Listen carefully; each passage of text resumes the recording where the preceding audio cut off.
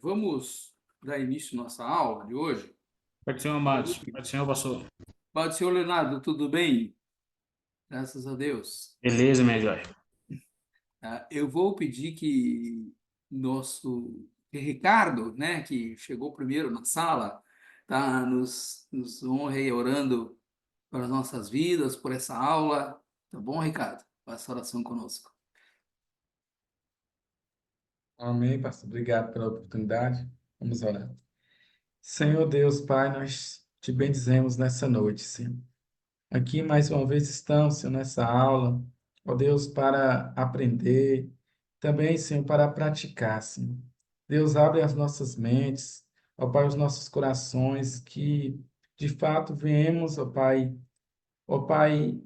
guardar em nosso coração e em nossa mente, Senhor. Abençoe a vida do professor que estará trazendo essa aula. Use a vida dele, ó Pai, também a vida dos nossos colegas, dos meus irmãos, que nós venha ter atenção, Pai. Já repreendemos todo mal, tudo aquilo que não convém de Ti, Pai, para nos Sim. atrapalhar. Repreenda também, Senhor, o sono, que não venha dar sono em nós, mas que nós venha ouvir, Senhor, Amém. a aula que vai ser dada. Em nome de Amém. Jesus. Amém. Amém. Amém. Ok.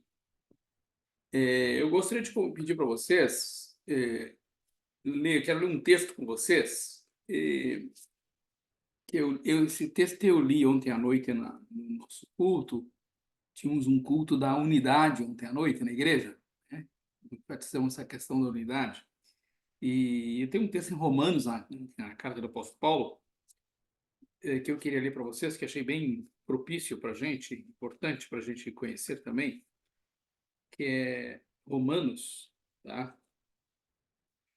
É, no capítulo 15, certo?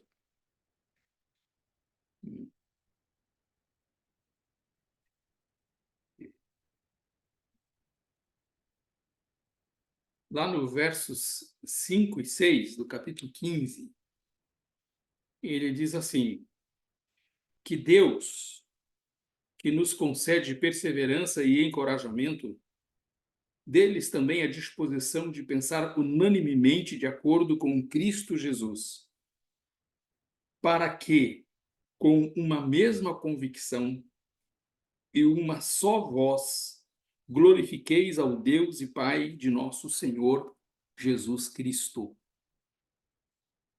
Se alguém tem a tradução aí NVI, tá? Por favor, pastor, que cortou para mim aqui? Romanos capítulo 15, versos 5 e 6. Se alguém tiver na NVI, por favor, leia para a gente esse texto. A minha tradução é um pouco diferente, eu vou ler do 3 ao 6, tá? É porque ela vem um pouco mais complexa, que diz assim: Foi o que Jesus fez. Ele não facilitou as coisas para si mesmo, evitando os problemas alheios, mas sempre estava disposto a ajudar. Assuma os problemas dos problemáticos. Assim, as Escrituras apresentam a questão. Ainda que isso tenha sido registrado nas Escrituras há muito tempo, estejam certos de que foi escrito para nós. Deus quer que o seu chamado firme e permanente, combinado com o conselho caloroso e pessoal das Escrituras, venham a nos caracterizar, mantendo-nos alerta para o que ele vier a fazer. Que o nosso Deus, fiel, imutável, pessoal e caloroso, desenvolva a maturidade em vocês de modo que possa estar um ao lado do outro, assim como Jesus se põe ao lado de cada um de nós.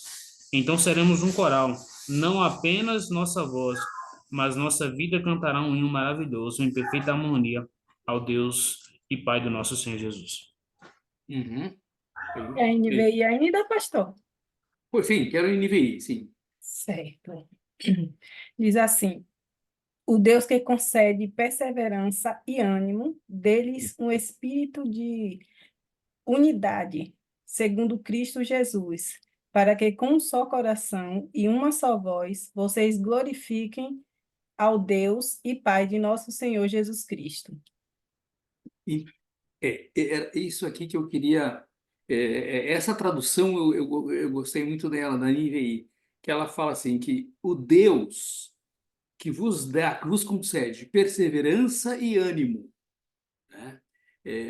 Percebam, ou coragem, né? Na minha tradução está encorajamento. São duas virtudes que nós precisamos, né? De perseverança e de coragem. O cristão, nós vamos chegar até o final, disse Jesus, né? Quem perseverar até o fim será salvo. Então, a perseverança é uma virtude que a gente precisa desenvolver constantemente, né? Nós necessitamos da virtude.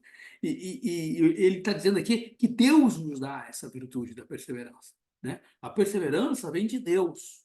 Não só a perseverança, mas o ânimo também, o encorajamento que a gente precisa diante das adversidades, diante da oposição, diante das circunstâncias desfavoráveis, né? Nós vivemos embates constantemente, diariamente, e nós passamos por lutas, por provas, e nós precisamos de coragem para enfrentar as lutas que o Evangelho, né, que a vida com Cristo nos traz, né? As tentações, tudo isso nós vamos de coragem para enfrentar. E quem nos dá essa coragem? É Deus. Então, Paulo está aqui quase que orando, né? Quase uma oração que ele faz aqui, pela igreja de Roma, e ele está dizendo, olha, que Deus que dá perseverança para vocês, dá coragem, agora ele diz assim, lhes dê também, né? Eu gostei dessa tradução, espírito de unidade. Espírito de unidade. É impressionante que nós, além nós não precisamos apenas precisamos de perseverança, necessitamos de coragem, mas necessitamos, como igreja, também desse espírito de unidade. Porque esse espírito de unidade, que diz o apóstolo Paulo, que Deus vai nos conceder, ele também vai nos dar uma mesma convicção. E aí, em uma só voz, vamos glorificar ao Senhor Jesus. Olha que interessante, aquela está em sintonia com a palavra do Senhor Jesus, né? Que ele seja um para que o mundo creia que tu me enviaste. E que nós possamos, de fato, fazer esta oração, né? Dizer, Deus, dá-nos este espírito de unidade para que o mundo possa, para que uma só voz possamos anunciar o Evangelho de Cristo e as vidas serem salvas. Mas hoje, o grande desafio da igreja no presente século é esta questão da unidade, que não é produzida por homens, né? Não é feita por nós. É o próprio Deus que gera a unidade pelo Espírito, né, nas nossas vidas. E somente a unidade vai trazer esta credibilidade que a igreja tanto precisa para a eficácia da sua pregação, para a eficácia do Evangelho. Né? Porque as pessoas ficam muitas em dúvida, né? Qual é o Deus que eu vou crer? Né? Porque nos falta essa unidade para declarar que há um só Deus, um só Senhor, um só Espírito, Cristo Jesus. Então, eu queria deixar essa palavra com os amados, né? Pensando, nós estamos aqui em diferentes localidades, né? Em congregações diferentes, né? Até denominações diferentes temos aqui, né? Mas nós podemos crer nisso, que o Deus que nos dá perseverança, o Deus que nos concede também este ânimo, a coragem para o enfrentamento dia a dia, nos dê também este espírito de unidade, para que nós possamos, em uma só voz, glorificar o nome do Senhor. E quando isso acontecer, tenho certeza que as pessoas vão se render ao Evangelho de Cristo, né? Elas vão entender, né, a verdade do Evangelho, porque elas veem essa unidade que existe em nós, somente Deus pode fazer pelo Espírito. Não há como um homem construir unidade, né? O homem constrói ajuntamentos, mas unidade, quem promove é o Espírito Santo de Deus. Amém? Eu queria deixar essa breve palavra para nossa reflexão nessa aula, né? Que o Senhor, de fato, nos conceda esse espírito de unidade. Amém? Vamos fazer uma oração? Deus e Pai, nós te agradecemos porque o Senhor é o Deus que nos dá a perseverança que nós tanto necessitamos para que possamos prosseguir nessa caminhada. Obrigado que também vem do Senhor a força, a coragem, o ânimo para prosseguirmos, Senhor, lutando o bom combate do Senhor. Mas nós também aqui oramos a Ti, te pedindo dar-nos o espírito de unidade. Só o Senhor pode nos dar a unidade. A unidade vem do Senhor, porque ela é do Espírito. Nós desejamos isto em nós cada dia, para que possamos, Senhor, cumprir a tua vontade, cumprir com o teu propósito e fazer o teu nome glorificado aonde estivermos. Que toda a terra exalte o teu nome pela unidade da igreja. Por isso nós oramos, Pai, e te pedimos em nome de Jesus. Amém e amém. Ok? Vamos lá? Hoje nós estamos lá na sala de número 3. Deixa eu abrir o slide aqui. Nós...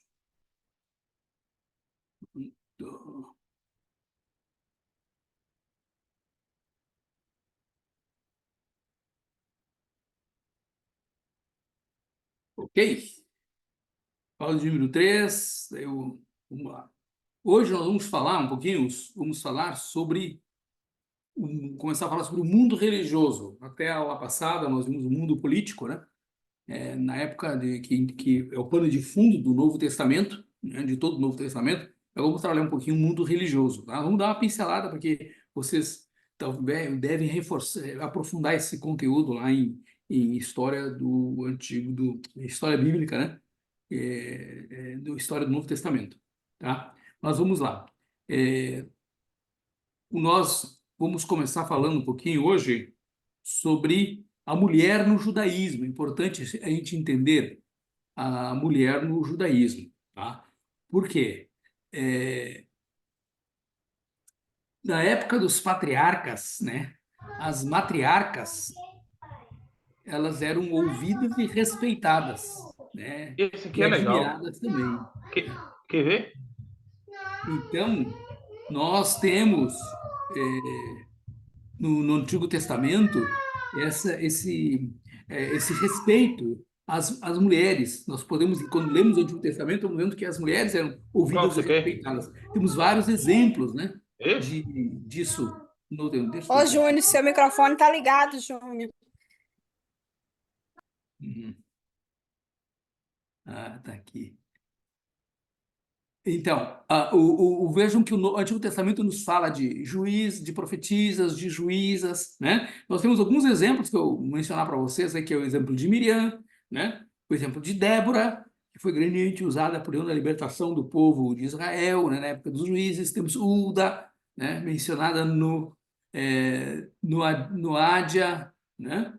E Ana, né? Que é uma figura que aparece para a gente já também no Novo Testamento, né? Isabel, enfim, outras tantas que aparecem para a gente, que são mulheres do judaísmo, tá? Então, as mulheres eram presentes também na vida, né? No Pacto do Monte Sinai, né? Elas estavam lá presentes, né? Elas tinham uma vida ativa, tanto na sociedade quanto na religião judaica, né? As influências estrangeiras, né? Principalmente a grega, fizeram com que a mulher fosse excluída da vida pública, né? E relegadas ao lar. Então, isso não é algo que vem do ensino bíblico, vem dos gregos, tá? Essa ideia de que a mulher tinha que ficar somente no lar, né? Vocês vão perceber que o Talmud, depois, ele tem esta influência, o Talmud da Babilônia, ele recitava três bênçãos aqui para o judeu. Ela era recitada todos os dias. Veja que já tinha uma influência grega. Que o Talmud da Babilônia dizia? Primeiro, eles agradeciam a Deus. A primeira bênção que eles agradeciam é que eles pertenciam ao povo de Israel, né? A segunda bênção que um judeu recitava todos os dias é que não me fizeste mulher, né? E a terceira bênção que não me fizeste ignorante. Então, veem que aí já começou a se infiltrar na sociedade judaica essa discriminação da mulher, tá? Então, isso vem, não é lá dos primórdios, mas isso vem posteriormente. Então, de acordo com alguns historiadores, tá?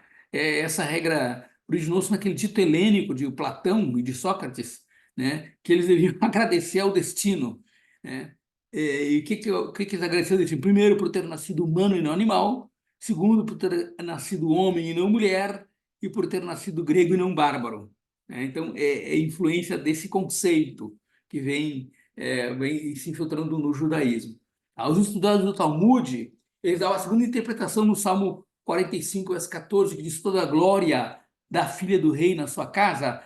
Eles falam que a honra da mulher reside em que ela fique em casa, né? Cumprindo então a sua missão de criar os filhos, de facilitar a vida do marido, né? E de acordo com essa ótica, tá?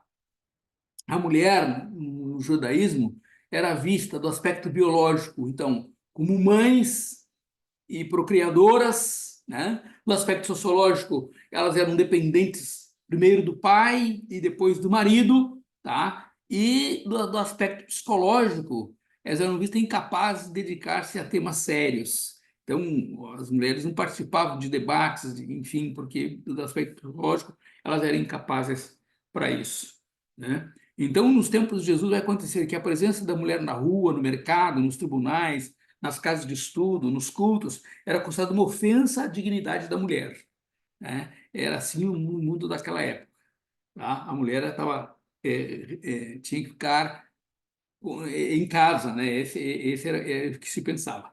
O Halaká, ele contrariando a tradição judaica, permite que mulheres fossem convidadas para participar da leitura da Torá, né?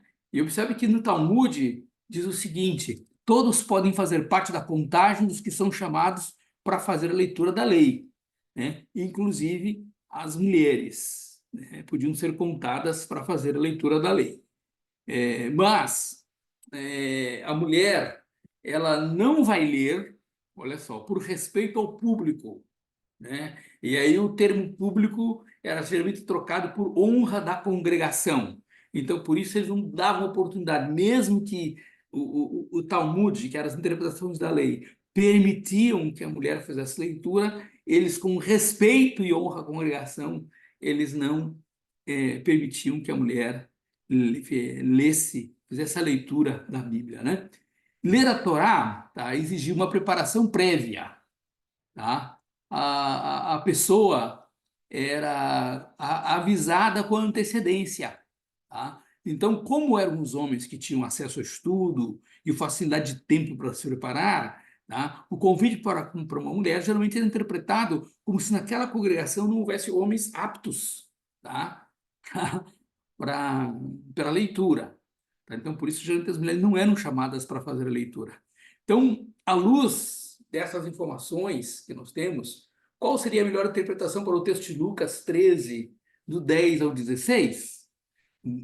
Vamos dar uma olhadinha nesse texto, Lucas 13, do 10 ao 16?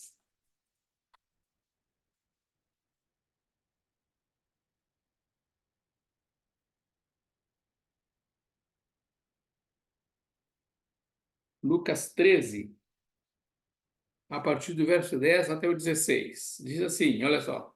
Aconteceu que certo sábado, quando o homem estava ensinando numa das sinagogas, e se aproximou uma mulher possuída havia 18 anos por um espírito de enfermidade que a mantinha doente, ela caminhava encurvada, sem condições alguma de se endireitar.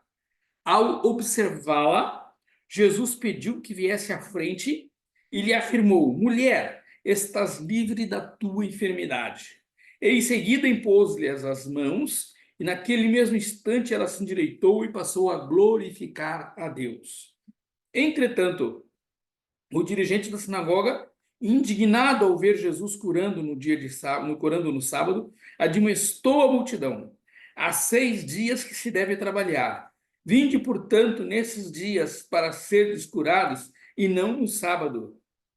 E então o Senhor exclamou: hipócritas, porventura cada um de vós não desamarra no sábado o seu boi ou jumento no estábulo e o leva dali para servir água? Sendo assim, por qual motivo não se devia libertar em dia de sábado esta mulher, uma filha de Abraão, a quem Satanás escravizava há 18 anos? E aí, o que vocês têm a dizer a respeito desse texto, à luz dessas informações que eu passei para vocês? Hum?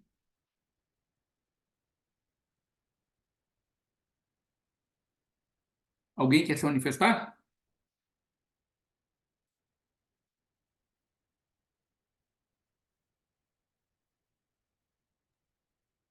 Vamos deixar para o senhor mesmo. Oi? Vamos lá. O Vamos que que você deixar para o pensou, senhor Leonardo? mesmo. Pode falar. O que que você entendeu esse texto aí? A reação aí do chefe da sinagoga. A impressão, pastor, é que o animal valia mais do que a mulher. Pois é. O animal. Isso revelava, né, como eles eram doentes espiritualmente, né? Exatamente, exatamente, né? Um animal valia mais do que uma mulher. A questão aqui não é nem o sábado, né?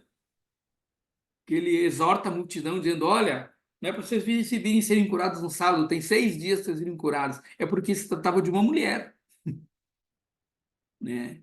Que Jesus chama ali na frente, né? Por isso que Jesus chama eles de hipócritas, porque ele coloca como preocupação algo aparentemente sagrado, né? Ele está praticamente da ideia assim, não, eu estou velando aqui, zelando pela lei, pelas escrituras, mas na verdade ele estava querendo defender um costume que eles tinham ali naquela época, né? Um preconceito, né? Que já estava infiltrado na sociedade, né? É basicamente isso que a gente encontra nesse texto. E a pastora Silvana falou muito bem isso, né? Que uma mulher para eles valia menos que um animal, né? Negócio, né,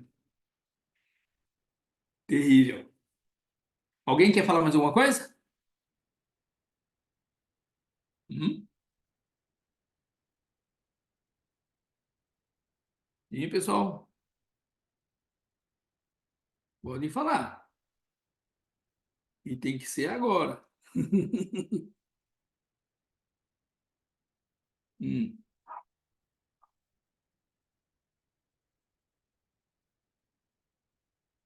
Bom, então vamos continuar, né? Querem. Bom, ainda falando desse mundo religioso, nós temos agora as classes religiosas, né?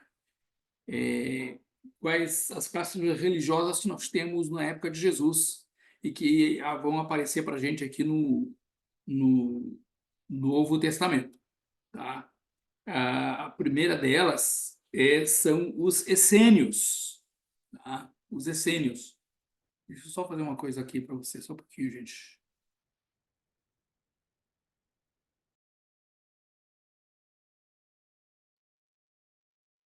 Vocês me ouvem bem? Sim, pastor. Estão me ouvindo Sim, bem? pastor. Sim, pastor. Sim. Ok? Sim, Então, tá bom. pastor. Sim. Então,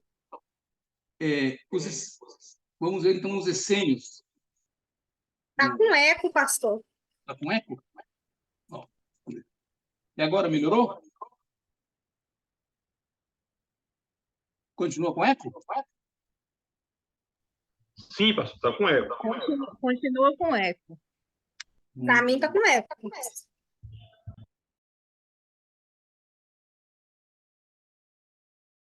E agora?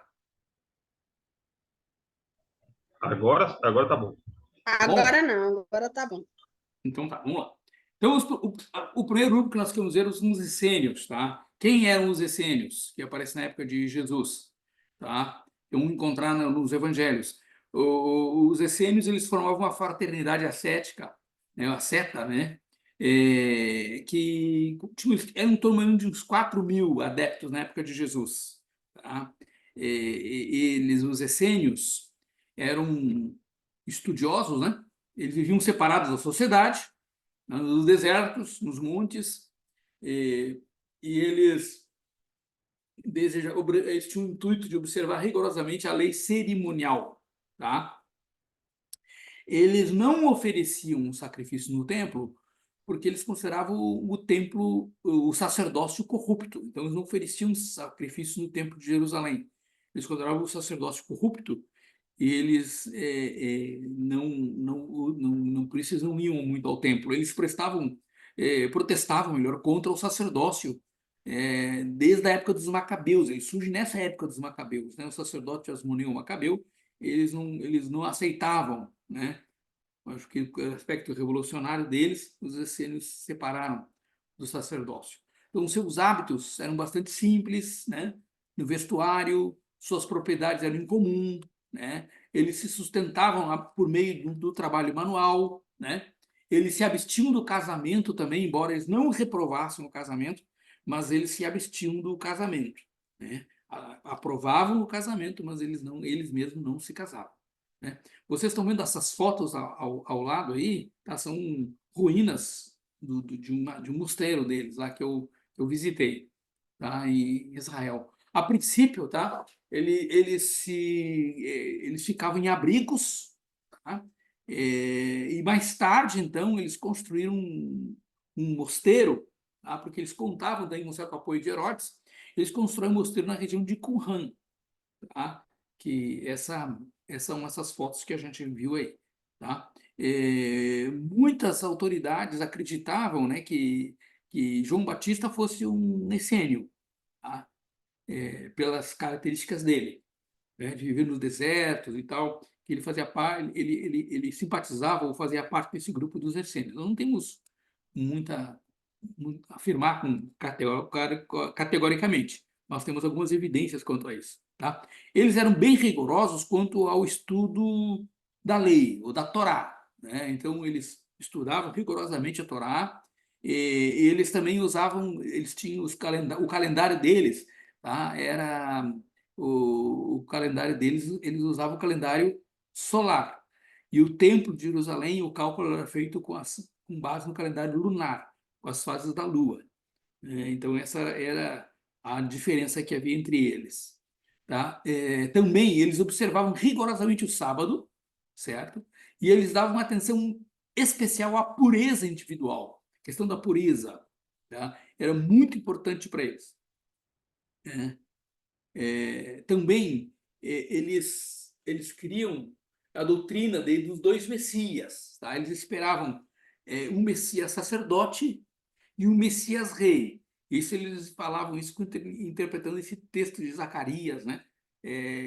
Capítulo 4, versos do 11 ao 14, quando o profeta fala dos dois ungidos, né? Que surgiriam, tá? Então, eles tinham essa ideia de que haviam dois profetas. E eles criam também, né, na vinda do profeta messiânico, né, com base naquele texto da profecia de Moisés, que viria alguém, né, semelhante a ele, né?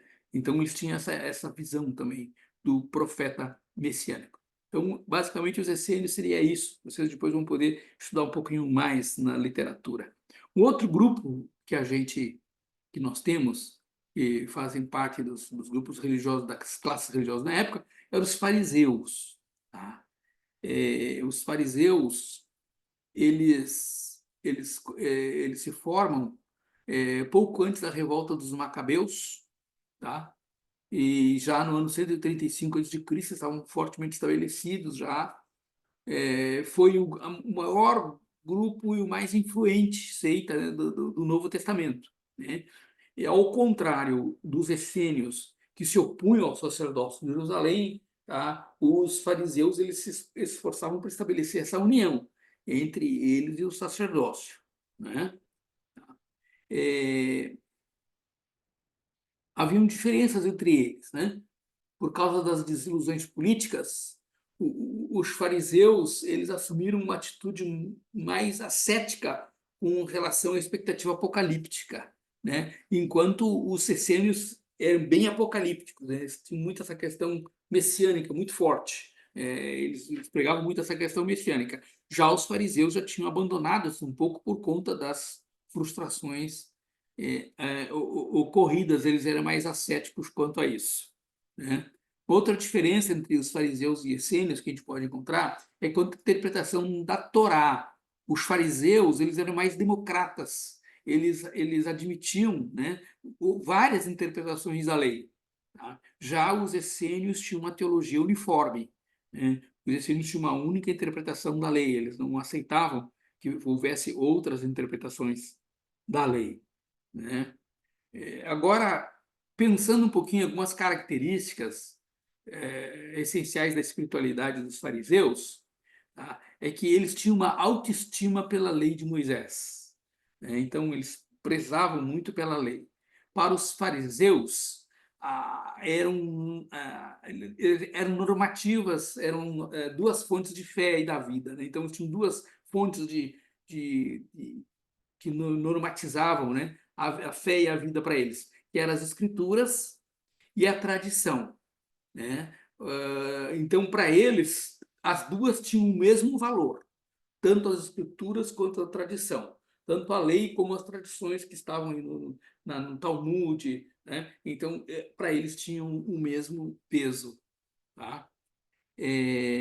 Também na argumentação dos fariseus, tá?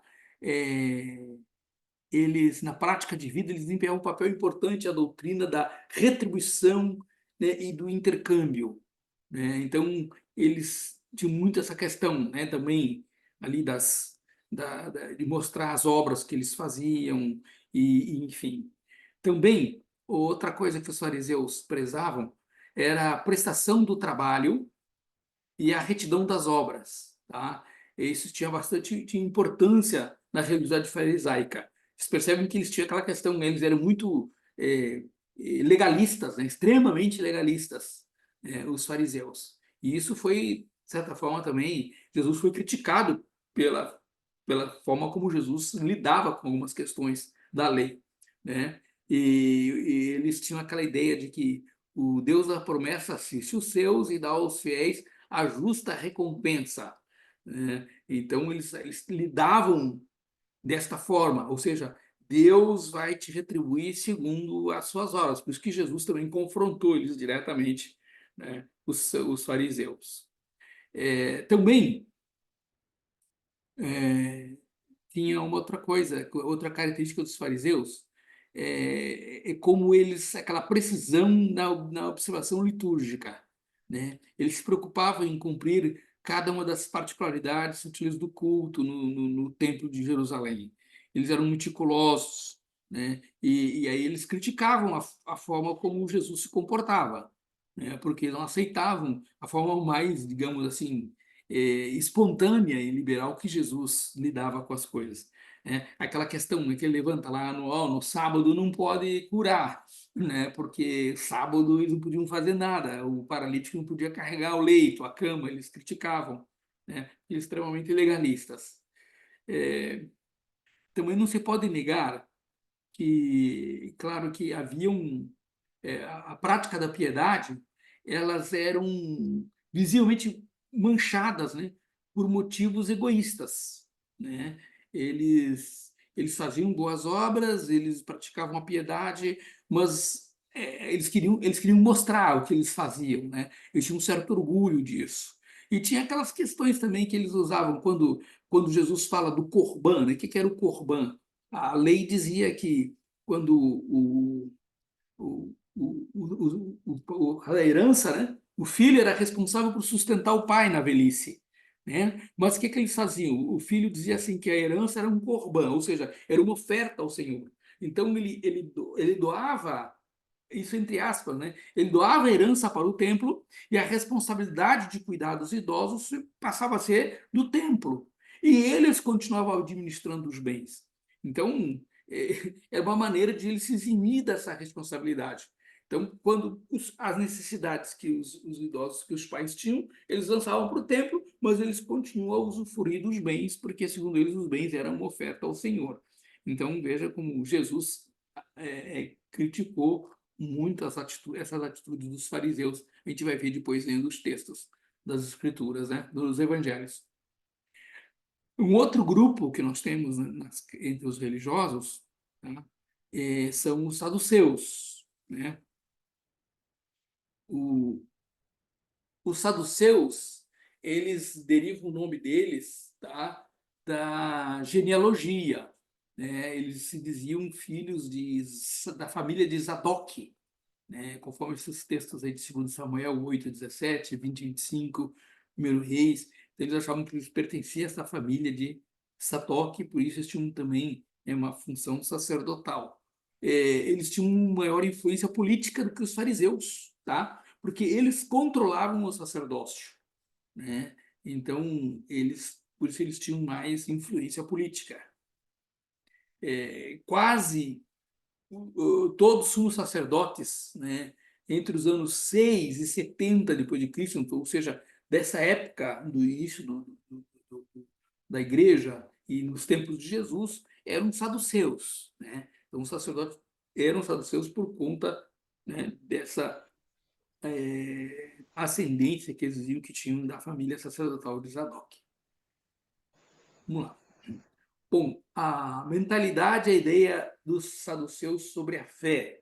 Isso aqui é importante a gente ver, tá? Então, os saduceus, eles assumiram uma forma de vida helenista, tá? E eles se beneficiavam da dominação romana, né? Ou seja, era o partido da aristocracia, dos homens mais bem educados, dos que tinham um nível social mais elevado, né? Então, eles viviam, se aproveitavam disso, né, durante esse período, certo? Também, no campo religioso, os saduceus eles se preocupavam escrupulosamente em compreender palavra por palavra da lei de Moisés. Eles optavam por uma interpretação literal, né?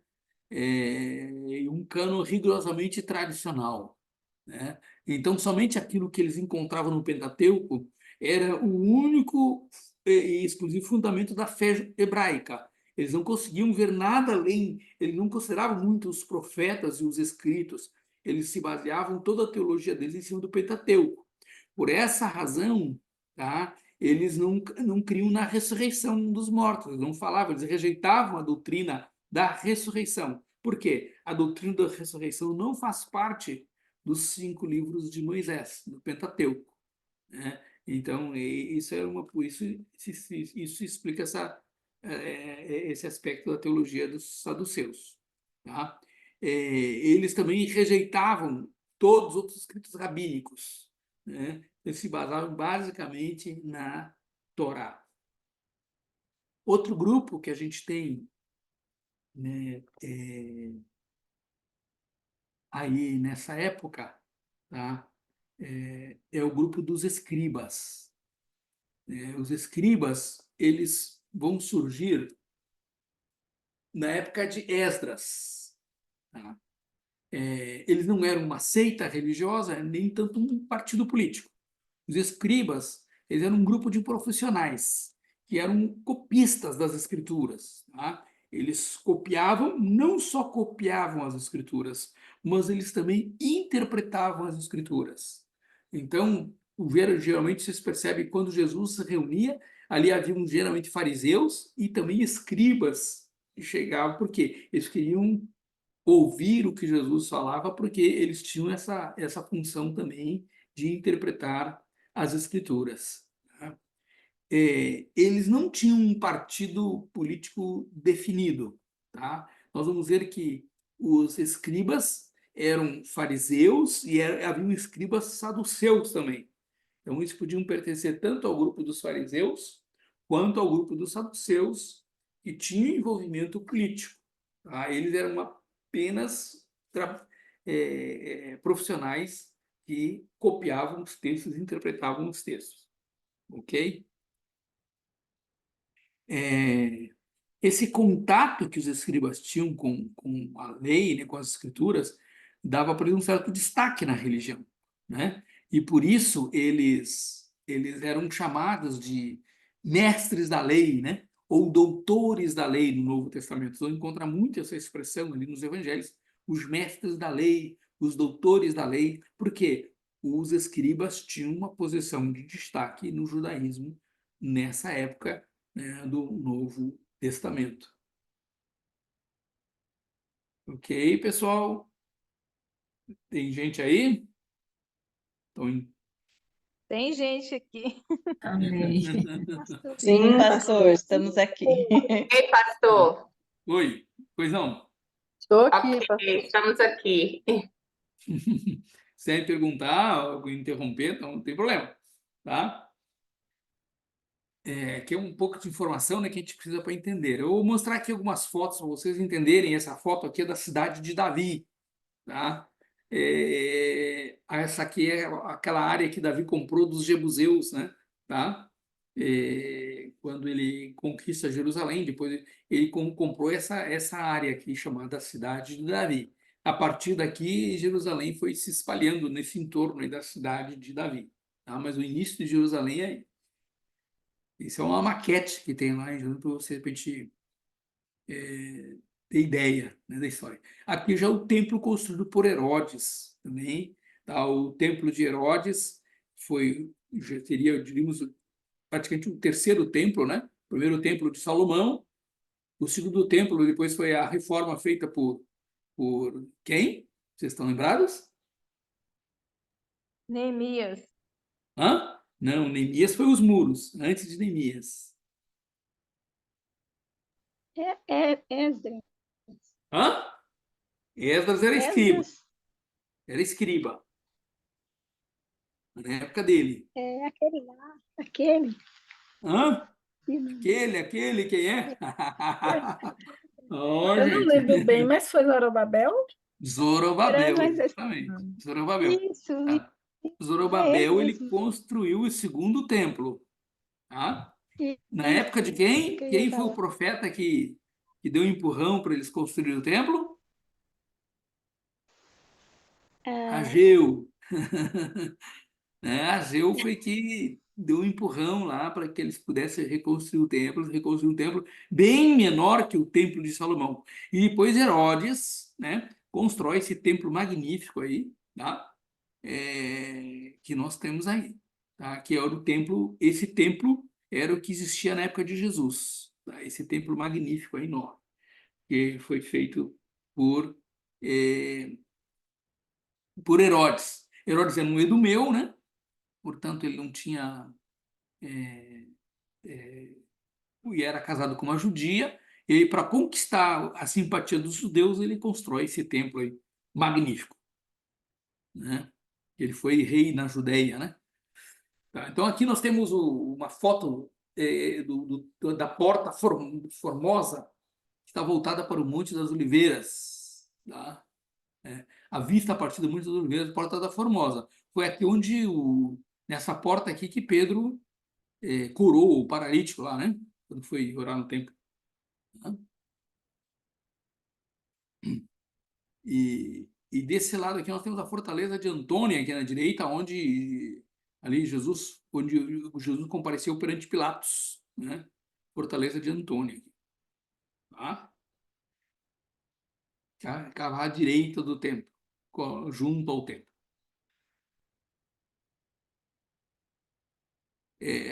Aqui também achei interessante eu trazer para vocês, isso aqui é uma pedra angular, tá? Que vocês leem pedra angular, se trata dessa pedra aqui, que ela é enorme, né? Olha o tamanho dessa pedra. E ela dava sustentação para a parede, ela impedia que a parede ou a construção colapsasse, né? Ou tanto elas caírem para dentro ou para fora. Ela mantava o equilíbrio da parede, é chamada por isso que a pedra angular, Jesus é a pedra angular, né? Ele dá sustentação para a igreja, né? Ele faz como pedra angular, ele impede que a igreja venha a ruir, venha ou implodir ou desmoronar, né? Essa era a função da pedra angular. E observe que Herodes teve o cuidado de trabalhar, né, pedra por pedra. Veja que essas pedras foram todas trabalhadas, ó. Tem um desenho aqui em todas elas, assim, foram como pedras lapidadas. Essa construção foi magnífica, magnífica mesmo, né? Herodes gastou aí bastante tempo e dinheiro para fazer esse templo. Aqui eu estou mostrando para vocês uma foto a partir lá do Palácio de Herodes, o Palácio de Verão de Herodes, e a vista lá embaixo do Mar Morto, né? Lá embaixo está o Mar Morto, que é o deserto, né, da Judéia, né? E o Mar Morto. Opa, estou com o slide errado aqui. Deixa eu. Bom, vamos ao próximo. Deixa eu ver.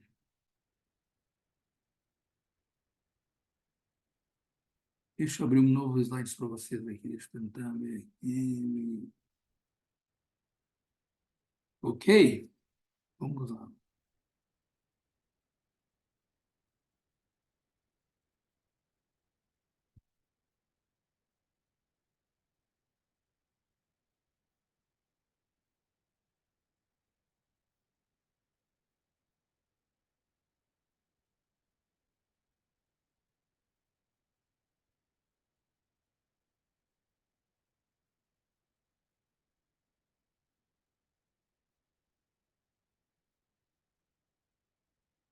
Só um pouquinho, pessoal. Deixa eu abrir novos slides aqui para a gente.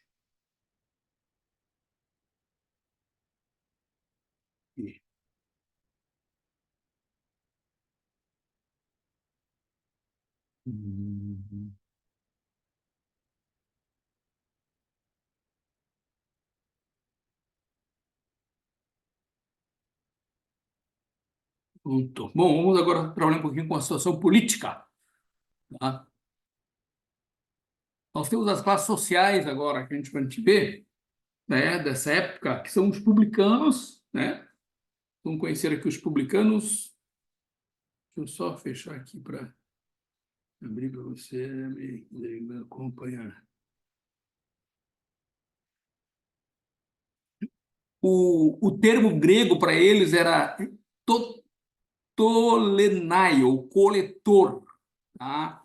Indicava propriamente um arrendatário dos impostos romanos, né? O publicano era o coletor dos impostos, tá? Muitas vezes o que acontecia? O publicano ele cobrava o imposto, não havia taxa como hoje tem alíquotas, né, para cobrar impostos. Eles que determinavam, né, a taxa que ia ser cobrada. Eles olhavam para o sujeito e eles, de acordo com a cara do sujeito lá, né, eles determinavam a taxa de impostos que iam cobrar. Então, a taxa era arbitrária. E por essa razão, os publicanos eram muito odiados pela população, né? A população, os judeus odiavam os publicanos naquela época, né? Então, no Novo Testamento, publicano e pecadores é uma expressão fixa, tá? E sempre se fala publicano e pecadores juntos, né? Ou publicanos e meretrizes, né? Então, conviver com eles era um escândalo. Vamos dar uma olhadinha nesses textos aqui, gente. Alguém leia para nós esse Mateus 9 e 10, desculpa, e 11 e 19?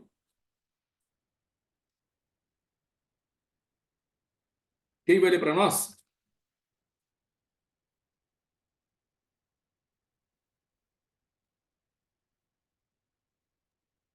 Mateus 9 e 9. 10. Quanto? Isso. O 9 e 10 diz assim: 9 verso 10. Estando Jesus em casa, foram comer com ele e seus discípulos muitos publicanos e pecadores. Olha só. Publicanos e Pecadores. pecadores. Tá vendo? Em que nível estavam os publicanos, né? Publicanos e pecadores. O 11 e 19 de Mateus também. Fala assim: veio o Filho do Homem, comendo e bebendo, e as pessoas dizem: eis aí um glutão e bebedor de vinho, amigo de publicanos e pecadores. Mas a sabedoria é justificada por suas obras. Olha só. Estão vendo? Eles olharam Jesus, censuravam e disseram: Jesus, olha, viu isso como escândalo, né? Jesus come, bebe vinho, é glutão e amigo de publicanos e pecadores. Olha o conceito que os publicanos tinham na sociedade judaica naquela época. Mateus 21 e verso 21. 21, 31, né, pastor? 21, 31, perdão. Qual dos dois fez a vontade do Pai? Disseram-lhe eles. O primeiro, disse-lhe Jesus: em verdade vos digo que os publicanos e as meretrizes entram adiante de vós no reino de Deus.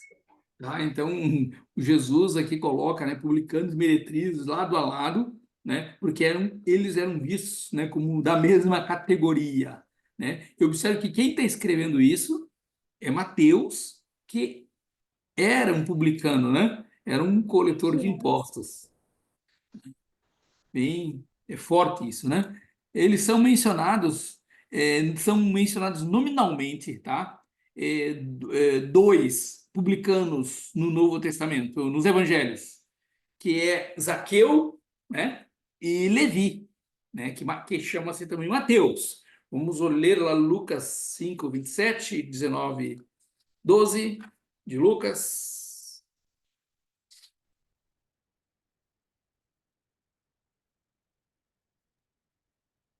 É o 5:27, pastor. Isso, 5, 27 de Lucas.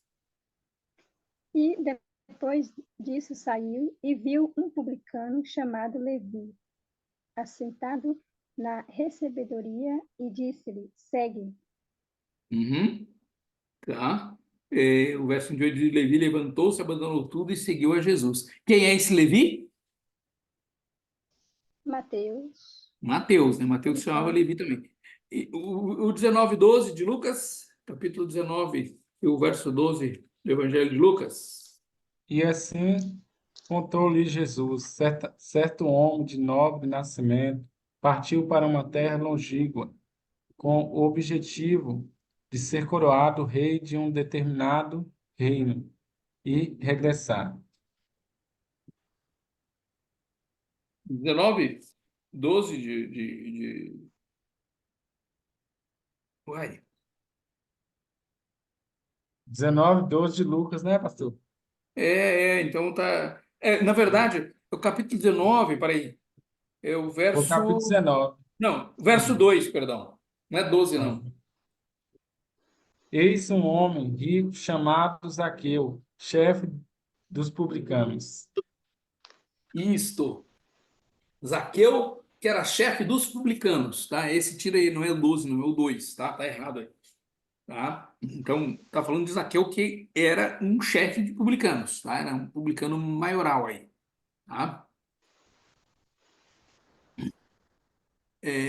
Também entre as classes sociais, tá? Nós temos, além dos publicanos, vamos encontrar os samaritanos, tá? Tem uma foto ao lado de um grupo de samaritanos, tá? Os samaritanos, ele constitui um grupo especial, né?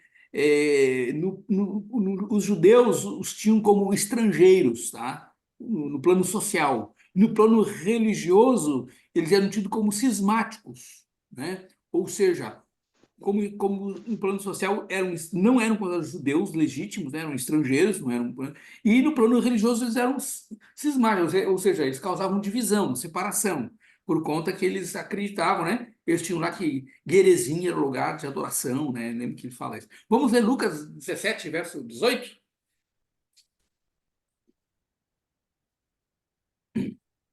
Não se achou nenhum que voltasse a Não se achou nenhum que voltasse e desse louvor a Deus, a não ser este estrangeiro? Então, olha só, quando Jesus menciona o leproso que voltou, o leproso era samaritano. Ele é chamado por eles na época de estrangeiros. Assim era visto um samaritano. Tá? Os samaritanos, o Novo Testamento, que eles não se davam, né? Eles tinham uma certa rivalidade entre eles. E a gente vai ver alguns acontecimentos que geram essa tensão entre judeus e samaritanos. Por que havia essa tensão? Tá? Isso é importante a gente saber. Primeiro, por quê? Em 932 a.C., na separação do Reino do Norte e Reino do Sul, vocês estão lembrados disso? Separou o Reino do Norte, Israel, do Reino do Sul, Judá. Né? O Reino do Norte teve como capital Siquém, e o Reino do Sul teve como capital Jerusalém. Ali começa essa rivalidade, tá? Porque em 722, com a destruição de Samaria, tá? E o Reino do Norte, que agora em 722 a capital do Reino do Norte era Samaria, com a destruição de Samaria e do Reino do Norte, houve o quê? Uma mistura da população. Porque o que acontece? Os assírios, o que eles fizeram com os judeus do norte? Os israelitas, na verdade, né, do norte. eles exilaram, né, tiraram os israelitas da terra e colocaram outros povos ali na terra e espalharam eles pelo mundo. Então houve uma mistura da população, né? Uma mistura de povos. Ou seja, as pessoas que residiam no norte não eram mais judeus de puro nascimento, já haviam se misturado com povos estrangeiros, né? Eles permaneceram em Canaã como tribos pagãs e não judias. Então isso trouxe toda essa rivalidade entre eles, tá? Esses samaritanos seriam hoje os palestinos, né? As pessoas foram trazidas para ali, estão na terra há muitos anos, mas originariamente não eram dali, tá? No ano 500 antes de Cristo, né, que quando o templo começa a ser reconstruído, né, o templo Zorobabel que a gente viu, os samaritanos foram excluídos dessa reconstrução. Está lá em Esdras, capítulo 4, que eles quiseram participar, né, eles moravam na terra e queriam participar da construção do templo, e Esdras disse, ó, vocês não vão participar disso aqui não. E não permitiu, né, lá em Esdras, Zorobabel não deixou eles participarem da reconstrução do templo de Jerusalém. Então, mostrando já eles eram considerados impuros, né, pelos judeus. Tá? Então, no ano 330 a.C., tá? Aí surge o chamado cisma samaritano. O que seria o cisma samaritano? É que se constrói em Gerizim um templo, tá? Por isso, de adoração. É o que a mulher samaritana, lá quando conversa com Jesus, ela fala assim, nossos pais nos ensinaram que a adoração é nesse lugar, é no Monte Gerizim, e vocês dizem que é Jerusalém. Né? Com que base a mulher samaritana está conversando com Jesus? Com base nesse acontecimento lá em 330 a.C., quando foi construído esse templo no Monte Gerizim, só que em 128 a.C., na época dos Macabeus ali, João Hircano destruiu esse templo, né? Então foi destruído no ano 128 a.C., tá? Vocês conseguem entender agora essa aqui é uma foto, né, do templo? Deixa eu voltar ao slide anterior lá. Ó, aqui é uma foto do templo do Monte Gerizim. Não as ruínas do templo. Tá? Aqui já tem uma foto melhor da torre, que ainda resta lá. Tá? Essa ruína. Bom, vejam só. Qual era a mentalidade e a ideia dos samaritanos sobre a fé? Isso é importante a gente Ô, conhecer. pastor, Pois não, pode perguntar. esses templos, eles ainda estão assim de pé? Não, tem ruínas, né? A gente visita essas ruínas quando vai a Israel, lá, a Palestina, dá para visitar muitas ruínas lá. Porque eles preservam muito isso, né? Entendi. Então, a mentalidade e ideia dos samaritanos sobre fé, tá? Então, o que eles pensavam sobre a fé? Eles reconheciam apenas o Pentateuco como regra de fé. Então, os 5 primeiros livros de Moisés, esses livros eles tinham como regra de fé. Tá? Eles não respeitavam as prescrições que diziam respeito às peregrinações a Jerusalém. Então, eles não faziam essas peregrinações ao templo como um judeu normalmente fazia, né? De ir anualmente ao templo, fazer aquela oferta pelo pecado e tal. Eles desciam para Jerusalém, subiam para Jerusalém para celebrar a Páscoa. Os samaritanos não obedeciam essas prescrições, né? Eles não viam isso como necessário, tá? Também não se preocupavam em contribuir para os sacrifícios oficiais no templo, e muito menos os impostos, também que naquela época de Jesus haviam impostos para o templo, né? Vocês estão lembrados daquela passagem de Jesus lá que foi cobrado do imposto do templo? Eles falaram, olha, Jesus e os discípulos não pagam o imposto. Jesus manda Pedro pescar um peixe lá que tira a moeda e Jesus manda, vai lá, paga o meu imposto e o teu, né? Que havia o imposto do templo. E os samaritanos não se preocupavam com isso, em pagar esse imposto do templo.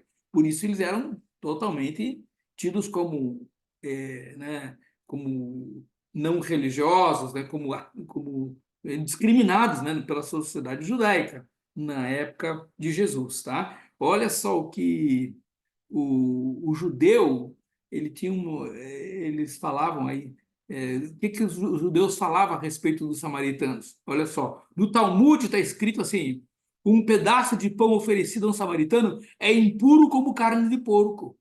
Era isso que o Talmud, que é um comentário, né, da lei, falava a respeito dos samaritanos. Eles consideravam o samaritano igual a um porco, tá? O pior que um porco, né? Eles tinham uma rivalidade muito forte mesmo, tá? Então, os judeus, quando iam para Galileia, tá? E da Judeia para Galileia, eles não passavam por dentro de Samaria.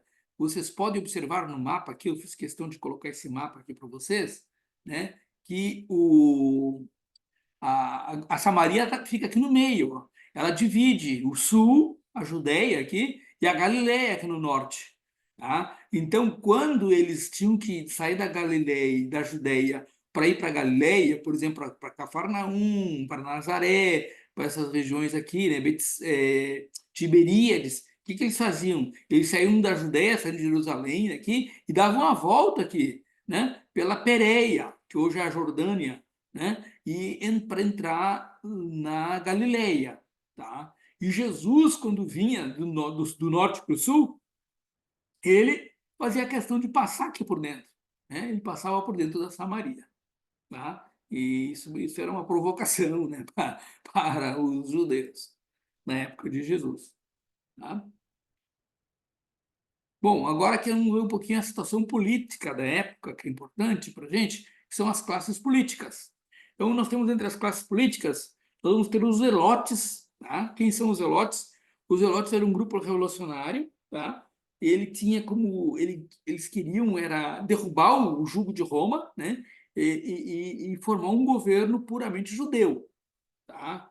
Então, de acordo com a verdade histórica, pode-se dizer que os zelotes eram uma certa continuação, né, dos macabeus, tá?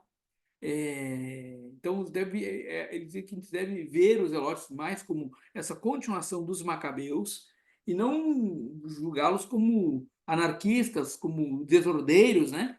Como eram vistos pelos romanos. Porque a intenção deles era de formar um governo, né, puramente judeu. Eles queriam sair do jugo dos romanos, tá?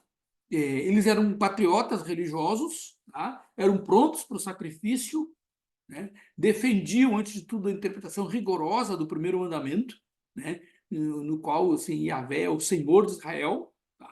E, portanto, nenhum senhor mortal poderia dominar sobre o povo e sobre a terra de Israel.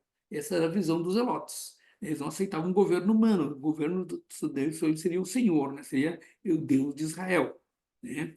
A purificação do culto no templo, né? E a recusa dos sacerdotes, tá? Então, eles não aceitavam muitos sacerdotes que eram colocados no cargo com o favor, né, e a corrupção dos romanos, né? E aí, por isso, eles se uniam muito aos essênios de Qumran. Então, os zelotes eram mais ligados aos essênios, eles não aceitavam muito o sacerdócio na época, porque o sacerdócio geralmente estava ali obedecendo os favores de Roma, né? Eles eram ligados ao domínio romano, né? Corruptos também. Então, os zelotes eles se viam como instrumentos de Deus, né? No que eles faziam, tanto politicamente como religiosamente, né? Tanto na atividade política como religiosa. Eles estavam persuadidos de que o próprio Israel deveria levar a cabo o reconhecimento do reino de Deus, né? E que Deus responderia a essa ação arriscada com sinais, prodígios, né? Fazendo com que essa libertação deles tivesse êxito, tá? Então isso resultou em vários massacres em massa de zelotes, né? Os zelotes foram massacrados pelos romanos por essa atitude que eles tinham. Eles eram bem ousados e se arriscavam muito. Eles pensavam no sacrifício mesmo, né? Então, os zelotes aparecem muito, né, nos evangelhos também. Uma outra classe política que nós vamos ter no tempo de Jesus são os herodianos, tá? Então, após a queda de Arquelau, né, que ocorreu no ano 6 depois de Cristo, né, Augusto, atendendo um pedido dos líderes influentes da Judéia, tá? Ele aponta um governador para a região da Palestina, né? E alguns judeus se opuseram a essa atitude, então dando preferência a essa dinastia herodiana, né? Eles queriam mais que a perpetuação da dinastia herodiana. Então, por isso vai surgindo esse grupo político dos herodianos. É possível a ideia de que os herodianos olhassem a dinastia dos edomeus como cumpridora da esperança messiânica. Eles achavam que essa dinastia, uma vez sendo de edomeus, eles eram uma cumpridora dessa esperança messiânica. Tá? Então, quando o ministério de Jesus começou a ter popularidade entre as massas, né, os herodianos temeram que poderia ocorrer que um movimento nacionalista que viessem atrapalhar os seus planos, né? Por isso que eles se uniram aos fariseus em oposição a Jesus, né? E zelo pela causa deles, tá? Então eles se unem aos fariseus, pois que eles viram Jesus está ganhando popularidade, Jesus está tendo aí, né, o povo está indo atrás de Jesus, e isso eles te contavam, né, por conta desse desejo deles de libertação, eles tinham uma certa popularidade, eles começaram a perder isso. Eles se unem aos fariseus. A gente pode dar uma olhada nesses textos aí do Evangelho de Mateus, capítulo 26, versos de 1 a 4.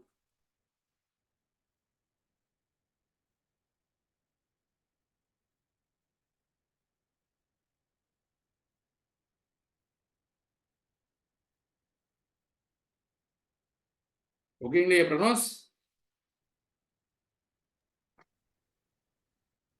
Quando acabou de dizer essas coisas, Jesus disse aos seus discípulos: Como vocês sabem, estamos a 2 dias da Páscoa, e o Filho do Homem será entregue para ser crucificado. Naquela ocasião, os chefes dos sacerdotes e os líderes religiosos do povo se reuniram no palácio do sumo sacerdote, cujo nome era Caifás, e juntos planejaram prender Jesus à traição e matá-lo. Olha só, então aqui quem se junta aqui, né? Além dos fariseus, estavam os herodianos planejando, né, que os chefes dos anciãos do povo, junto com os saduceus, que eram os sacerdotes, eles começam a fazer um plano para prender Jesus, né? Então, por conta desse temor que eles tinham da liderança de Jesus, né? Marcos, capítulo 3 e verso 6. Os fariseus saíram dali e com os herodianos logo começaram a conspirar contra Jesus, procurando Então, ver como sim. o matariam. Tá vendo? Então, assim, os herodianos também se uniram nessa conspiração contra Jesus, se uniram com os fariseus. O 12, 13 de Marcos também, capítulo 12 e verso 13. E enviaram a Jesus alguns dos fariseus e dos herodianos para que o apanhassem em alguma palavra. Uhum. Tá, então vejam que os herodianos e os fariseus estavam unidos aí, né, no propósito de prender Jesus. Tá? Ainda dentro da situação política, nós vamos conhecer um outro ponto importante aqui, que era o Sinédrio, né, que a gente vai conhecer muito no Novo Testamento e também nos Evangelhos. O Sinédrio, tá? O nome Sinédrio, tá? Essa palavra é uma forma portuguesada, né, do grego Sinedrion, tá? Sinédrio, que quer dizer conselho, tá? Conselho. Ela aparece aí nesses textos que a gente pode ler, Mateus 26, versos 59, e Atos 4, verso 15. Vamos ler pelo menos esses dois textos, tá? Mateus 26, 59. Alguém leia, por favor.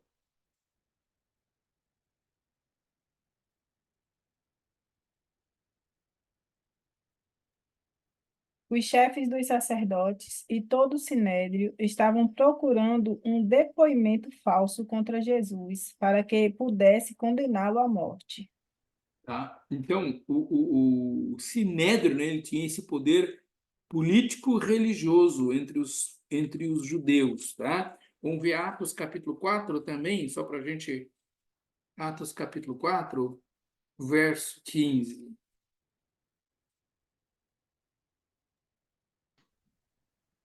E Como por isso também ordenaram que se retirassem do sinédrio e começaram a discutir entre si.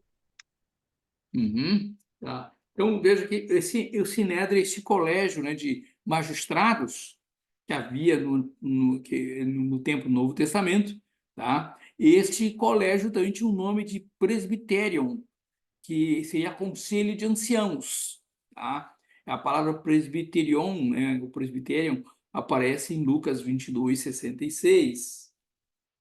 Vamos dar uma olhada lá? Acho que é traduzido como sinédrio também, né? Mas aí já não é a palavra sinedrion, é a palavra presbiterion.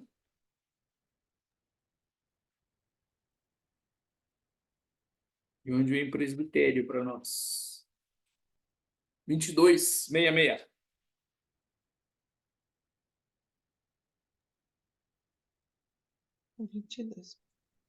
Ao amanhecer, reuniu-se o sinédrio, tanto os chefes dos sacerdotes quanto os mestres da lei, e Jesus foi levado perante eles. Uhum, tá? Pastor, na minha tradução, Sim, ao invés de sinédrio, tá assembleia. assembleia, tá vendo? Porque já é outra expressão do grego, não é o sinedrion, mas é esse presbiterion, tá? E ela aparece de novo no 23:1. No meu está concílio, pastor. Concílio, sim. Isso. Pois é, vocês percebem, mas é o mesmo sinédrio aqui, tá? Então são essas duas palavras para Ô, designar pastor, este conselho, sim? interessante que na versão NVI aparece Sinédrio em Lucas 60, no 22:66 e no 23:1, na mesma tradução, aparece Assembleia. Assembleia, pois é, É a mesma tradução, porém, um está Sinédrio, o outro está Assembleia. exato, traduz com outro termo, né? A mesma palavra, Isso. essa palavra. Pois é, tá? Para vocês terem ideia, então, de que os termos que designavam esse sinédrio, né? Esse conselho de magistrados, tá? Esse colégio de magistrados que havia na Judéia, tá? A origem do sinédrio, tá? Conforme o segundo livro de Macabeus, 1:10, o 4:14, 44 e 11:27, tá?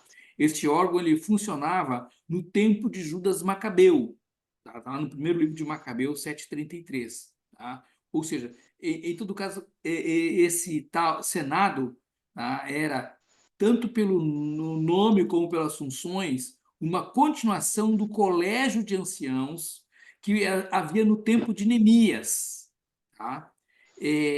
Então, no tempo de Neemias ele instituiu um colégio de anciãos que era responsável pelo andamento das coisas no Estado judaico. Era onde ele tomava as decisões, onde funcionava, né, o Estado judaico, certo? Esse colégio de anciãos. E na época dos Macabeus se transformou no Sinédrio, tá? Que vem dessa época dos Macabeus, tá? Segundo o registro dos livros do primeiro e segundo livro dos Macabeus, tá? Se vocês quiserem, vamos dar uma olhadinha aqui nesse texto de Esdras, só para olhar entender esse conselho.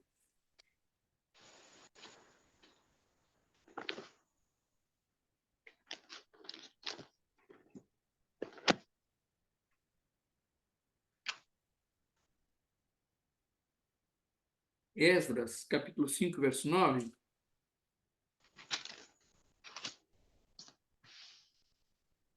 Então perguntamos aos anciãos, e assim lhes dissemos: quem vos deu ordem para reedificardes esta casa e restaurardes este muro? Uhum. Então vejo que na época de Esdras tinha um chamado conselho, né, de anciãos, um grupo de anciãos que eles tomavam as decisões, tá? Lá no 6, verso 7 aparece novamente esse 6 e verso 7. Deixai prosseguir a obra desta casa de Deus, para que o governador dos judeus e os anciãos dos judeus edifiquem esta casa de Deus no seu lugar. Tá? Então, a autorização é dada ao governador dos judeus e aos seus anciãos, e na minha tradução fala anciãos e líderes. Tá? Então, daí que surge, né, essa ideia aí do sinédrio. Tá? E no tempo de Herodes, então, né, esse senado teve esse nome de sinédrio. Tá? Que é muito importante conhecer. Aqui está um desenhozinho de como funcionava o sinédrio, tá? Como era a composição dele. Vamos lá. Então, o sinédrio primeiro era composto. Deixa eu tirar aqui. Qual era a composição dele? Vamos lá. Ele era composto, no Novo Testamento, por três partes. Tá? Lá em Atos 4, verso 5, fala das três partes do sinédrio. Vamos dar uma olhadinha nesse texto? Atos, capítulo 4, verso 5.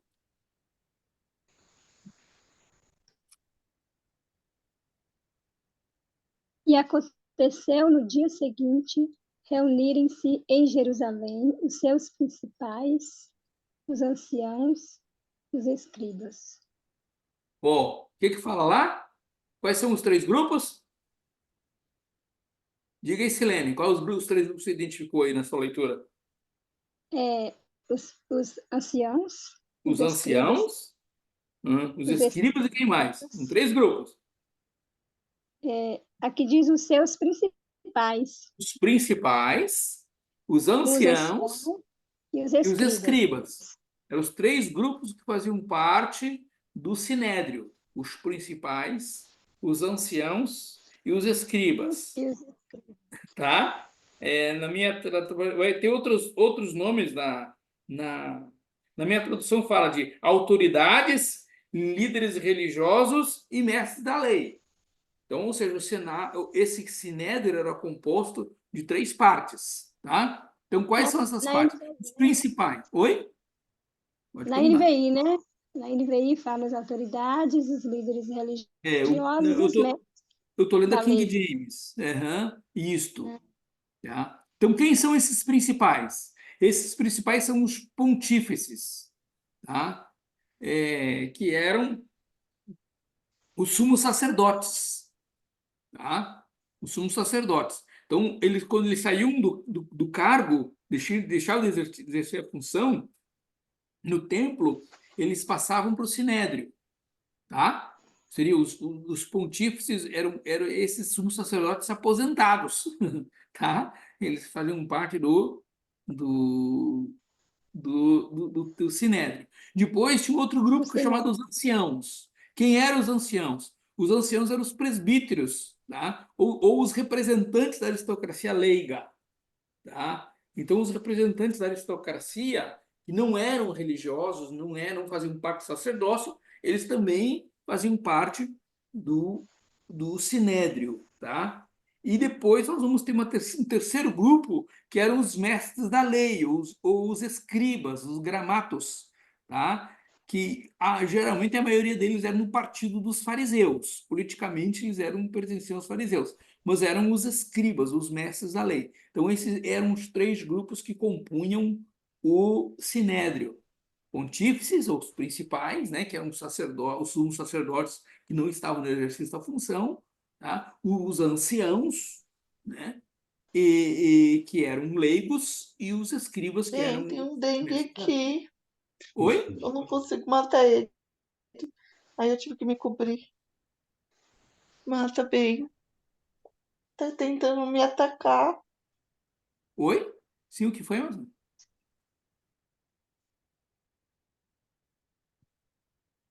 Sim? Tudo tranquilo aí? Então,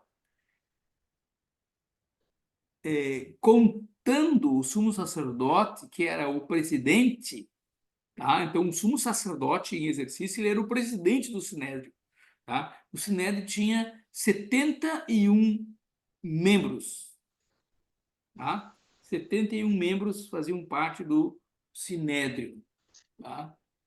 Aqui a gente tem um desenho, né, de como funcionava o Sinédrio, né? Os 35 membros, né? Sentar o presidente ficava aqui, 35 de um lado, 35 de outro. E os estudantes tinham o seu lugar sempre que estavam ali para assistir à reunião. Vamos lá. Quais eram as atribuições do Sinédrio?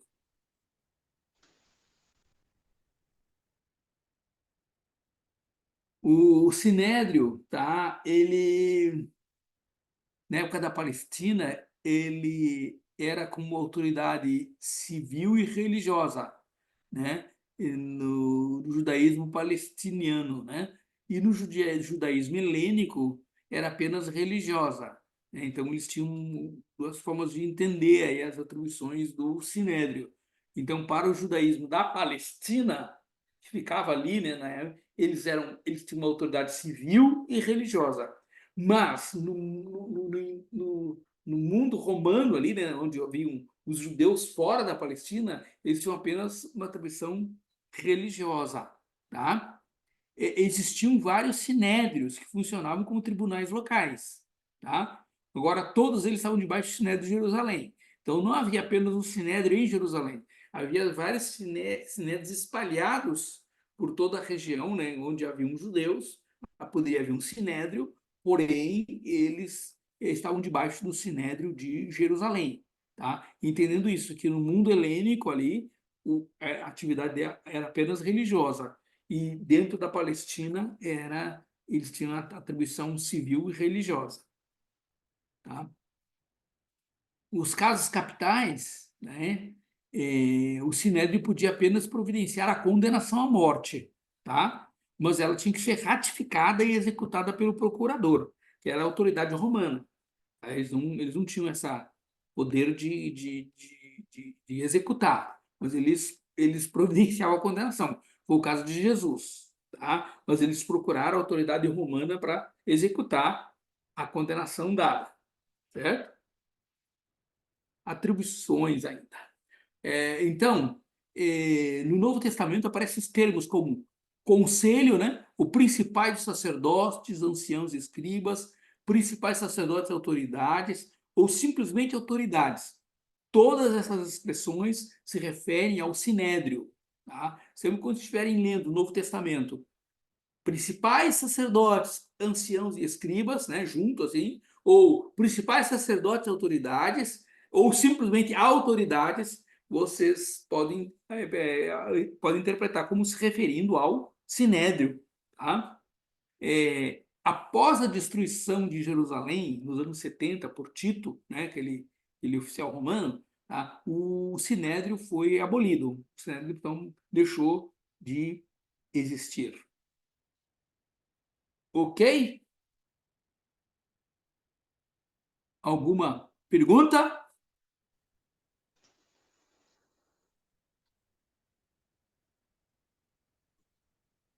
Alguém quer perguntar alguma coisa? Questionar alguma coisa?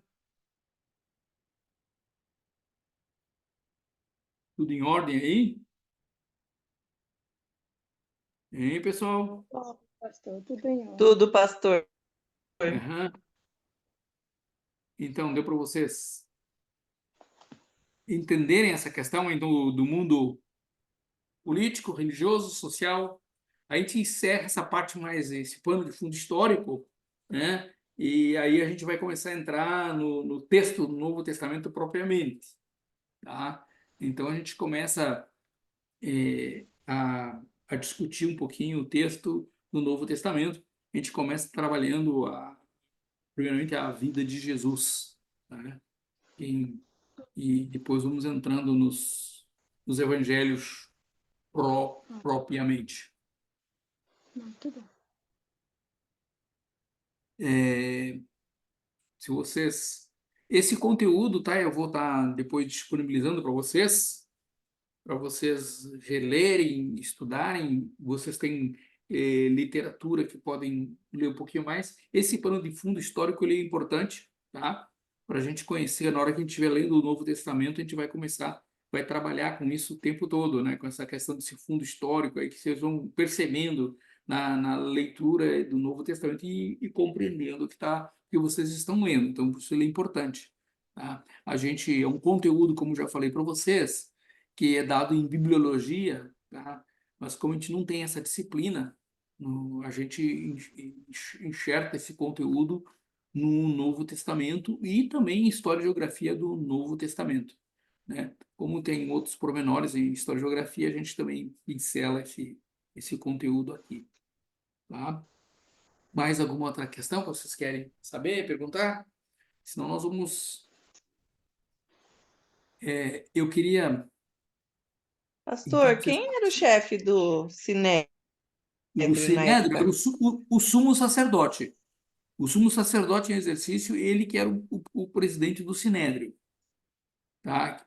Que presidia a reunião do Sinédrio. Deixa eu voltar aqui no slide para vocês darem uma olhada. Deixa eu ver Ah, aqui.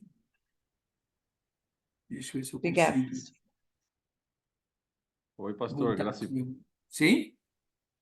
e paz, pastor. Boa noite. Opa, Saércio, graça e paz. Desculpa aí o horário aí que eu tive que socorrer minha filha aí, que deu um problema no carro aí, tá? Sim, Deixa eu... essas coisas. Essas coisas Sexta-feira. Sexta-feira. acontecem. Me perdoe. Depois eu Tá pego a aula tranquilo, do contexto e faço isso, tá bom? tranquilo. Deixa eu ver se eu consigo achar esse slide aqui. É esse aqui que eu quero. Peraí. É esse da composição. Aqui, ó. Eu me lembro que Deus foi tão bom comigo nesses 10 anos que eu passei longe da minha filha. A única vez que o carro deu problema, eu estava com ela. E o carro pifou no meio da estrada. A gente estava indo de Maceió, voltando para Recife, e deu uma pane no carro. Isso já era à noite. E ainda bem que eu estava junto. Ela foi, digo, como Deus é bom. Uhum. Na Nossa, distância, né, quando a gente resolve, ela geralmente andava sempre muito sozinha, né, ia para os plantões à noite. Graças ao carro nunca deu problema. Naquela ocasião o carro parou, né? E foi descobrir a Volkswagen depois trocou o motor do carro, o carro estava na garantia ainda, e parece que rebentou a correia dentada. O carro não. É tinha história, né? 6.000 quilômetros rodados, estourou a correia. Meu. Ainda bem que tá na garantia, né? Exatamente, exatamente. E o dela, ela estourou o pneu, ela estava aqui na Radial Leste. A Radial Leste não tem ali como separar ali, é terrível. Meu Você Deus. conhece ali, né? Aham, Aí, aí ela rodou muito, ela teve que rodar com o carro mesmo com o pneu furado, aí acabou estourando os dois pneus. E perdeu os dois pneus, aí ficou no prego mesmo, né? Perdi os dois pneus, eu tive que ir atrás aí para poder resolver. Mas Meu já Deus. resolvi. Graças a Deus, né? Tá. Fácil, Então, não. aham. Pois é, voltando aqui à sua pergunta, pastora Silvana, esse desenho aqui, né, é um mapa, né, um croquis aqui de como funcionava o Sinédrio, tá? Então, havia aqui eles ficavam em semicírculo, né, 35 membros de um lado, 35 de outro, né? E o presidente aqui no meio, tá? Então, eram 71 os membros do Sinédrio. Dentro de uma ponta e noutra ficava um oficial do tribunal, né? Mas os membros eram 35 anos. E aqui tinha uma bancada onde ficavam os estudantes, né? Assistindo o tribunal aqui do Sinédrio, a sessão do Sinédrio, Ei, né? pastor, Sim? esse oficial do tribunal, eles faziam o quê? Qual a função deles? Mas as anotações, né, do que acontecia, tá? Como nós temos aqui hoje, né, o escrivão, né, que anota, né, as anotações, fazia as anotações da reunião, tá? Agora ele eram compostos, né, por essas três categorias, né, que eram como disse, os sumos sacerdotes, que já não estavam mais no cargo, né? Porque o sumo sacerdote era o presidente. Quando ele saía, ele passava a fazer parte do sinédrio, como pontífice, né? Epa. Sim, Depois, pastor. E sim, eles julgavam só os crimes contra as leis judaicas? eles julgavam, eles tinham, como eu falei, na Palestina eles tinham um aspecto civil e religioso. Eles julgavam as questões da lei e as questões civis também, algumas questões civis. É lógico que eles tinham sempre, né, as punições eram aplicadas pelo governo romano, tá? Também eles julgavam causas, né? Havia os anciãos, né? Que eram representantes, que eram leigos, representantes da aristocracia, né, judaica, e depois os escribas, né, faziam parte também, que eram os mestres da lei, os doutores da lei. Então, esses três grupos faziam parte desse conceito. Os gentios, eles eram julgados pelo Sinédrio ou não? Não, eles julgavam as causas dos judeus, né? Tá? Os gentios não tinham, por quê? Porque não tinham um vínculo. Era mais um sinédrio, era um tribunal mais religioso. No caso, eles julgavam as questões, tentaram levar Jesus para lá, né? Para julgar, né? Paulo compareceu algumas vezes a um sinédrio, né? Tá? Então, era mais voltado às questões dos judeus. Judaico, né? O Pedro, né? Os apóstolos foram julgados algumas vezes por eles também, né? Então, não era um conselho que julgava as questões civis e religiosas judaicas dos que estavam ali em Jerusalém ou na Judéia, na Palestina, de modo geral. Tá? Certo. Ok?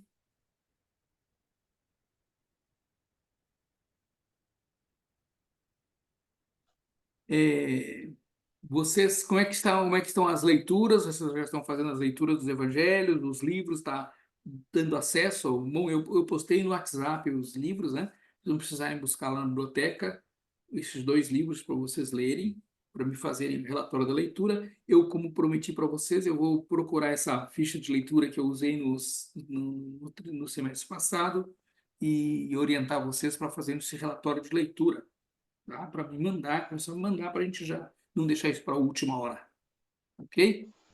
E Ok. depois, vocês quiserem fazendo já esse trabalho de análise de texto, acho que a Gabriela me mandou, eu vou dar uma olhada, retornar o trabalho para ela fazer as correções.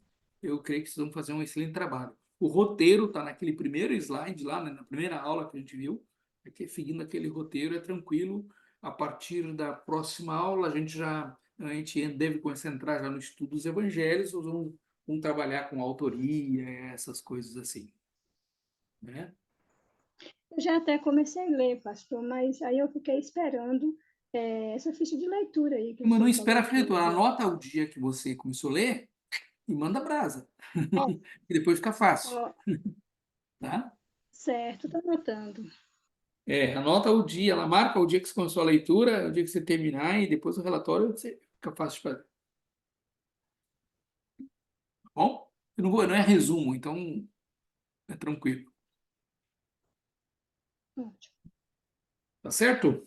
Bom, como hoje é sexta-feira, tá? Um dia mais puxado para todos nós, temos um final de semana para a gente começar, né? O pastor começa o trabalho, assim, para valer, hoje à noite, né? Até domingo aí, pastor se esfola bastante, né, pastorete?